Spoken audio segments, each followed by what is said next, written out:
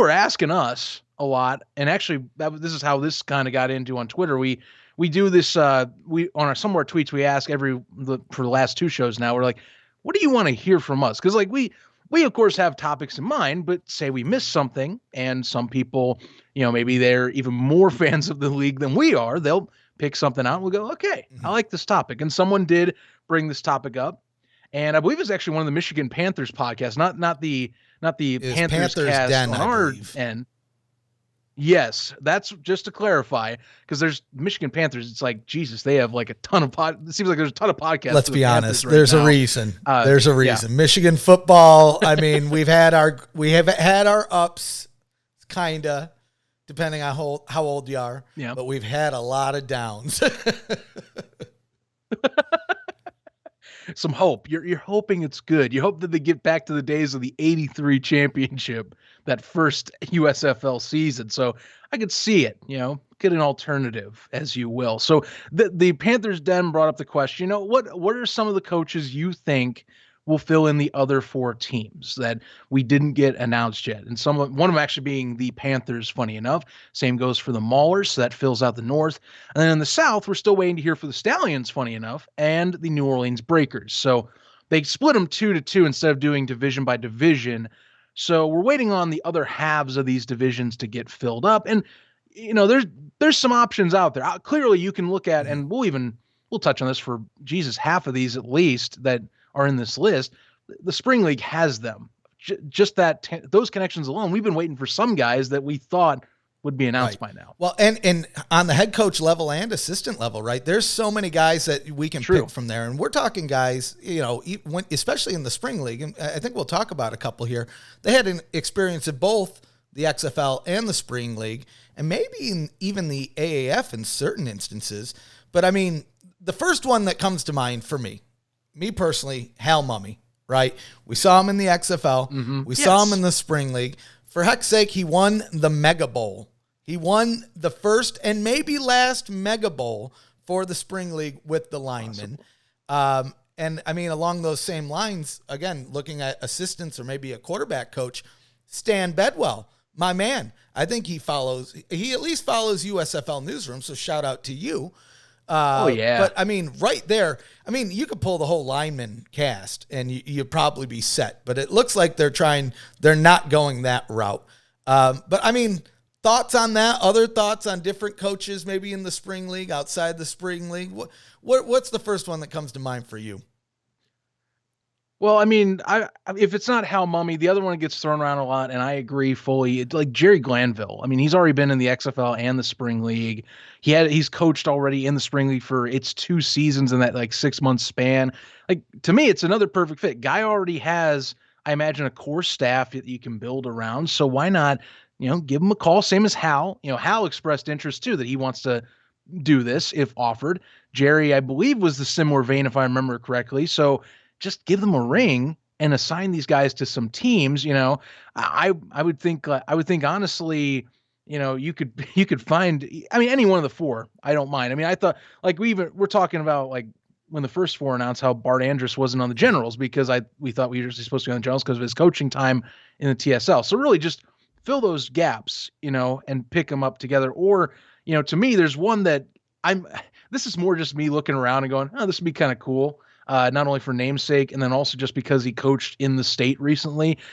Skip Holtz was fired from Louisiana Tech recently, back in November after his game against Rice. And I don't think he has anything NFL prospect-wise, unless it's college that he's gotten picked up, which I haven't seen anything yet that he's been picked up by any college program. Here's my thought. Dude's already been in Louisiana. You want to get that connection, as we talk about with the hub. It's hard to connect with fans. Why not get a guy that already has been to a school out there, get him in the Breakers, and start building some things up. Give him maybe a chance where he can kind of touch with pro guys. And he also was successful. I know that he was fired recently for a 3-9 season, but the dude did take did take LA Tech to 7 bowl game appearances in 10 seasons. And he's the son of Lou Holtz. Nice talking point for broadcasts. Why not?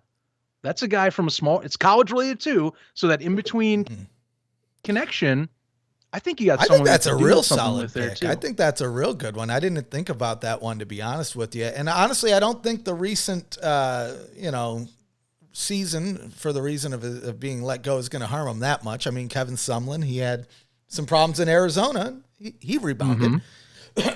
And he did solid in Texas, too. Yeah. So I think he's going to be fine. One bad season doesn't make the coach, right? Unless the coach lets it, right? I mean, that does happen, and even with players, too. But I think that's a good fit, and it's a good way to kind of redeem yourself. I think probably a lot of the coaches that we saw going in, well, not a lot, but Pep Hamilton's a great example of looking back at the XFL. Somebody that wanted to go in, just get a little bit more experience, showcase that he has the know-how to run a team, and then move back up. And I think that's a solid pick there. Another one here, and this one I think is kind of a low-key pick that probably a lot of people aren't going to think, that haven't thought about here, but Peter Voss. Again, looking back at the Spring League, this is a guy that he has all sorts of experience. I believe he may have been in the XFL. Was he helping?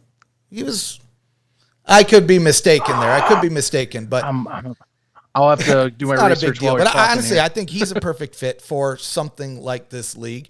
Looking at the AAF, this is one that we both shared here, I believe, but Tim Lewis, the former Iron head coach, also the D-backs coach or the defensive backs coach for the Battlehawks.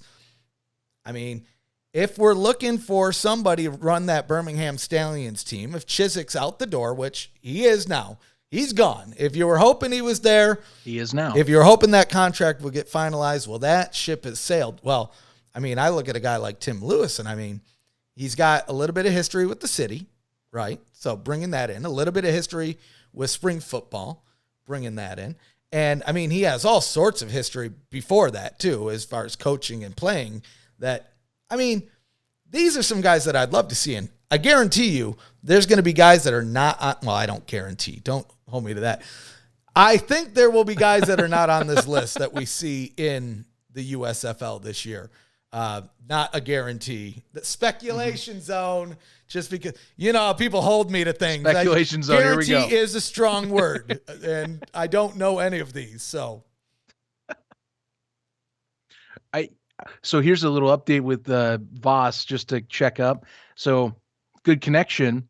Team 9. He was the offensive coordinator for Team 9. You know who was coaching Team 9? Bart Andrews. I'm just saying right now, I think that is another option. And it was funny because the first round of coaching, they only did one TSL coach. So, a lot of the good ones that were in the last season haven't been even, touched yet. So I'm kind of wondering, like, hey, if these guys are interested, I would think that maybe soon. I was hoping, crossing my fingers, that this show we could come on and talk about the next 4 and do like clockwork.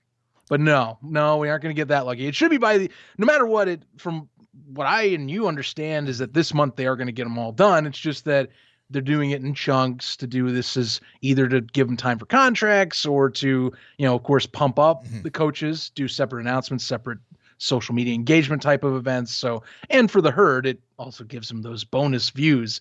Coming an inside joke, honestly, that the herd just kind of we're gonna beat the herd in the ratings one day. You watch it.